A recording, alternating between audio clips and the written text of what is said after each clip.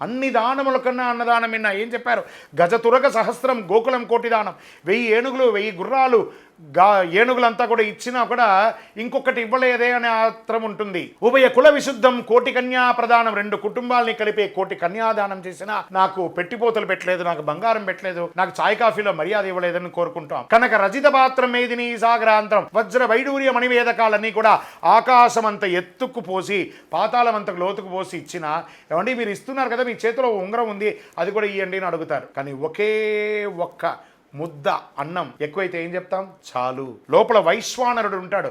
ఆహా, ఈ అన్నం పెట్టిన వాళ్ళ యొక్క కుటుంబం, వారి వంశం క్షేమంగా ఉండాలని చెప్పి వైశ్వానరుడు ఆ యొక్క ఆశీర్వదిస్తాడు. కాబట్టి అన్ని దానముల కన్నా అన్నదానమైనా, అందులోనూ అయ్యప్ప దీక్షలో ఇక్కడ కాదండి, ఆసేతు హిమాచలం శబరిమలలో కూడా నిత్య అన్నదానం జరుగుతూనే ఉంటుంది.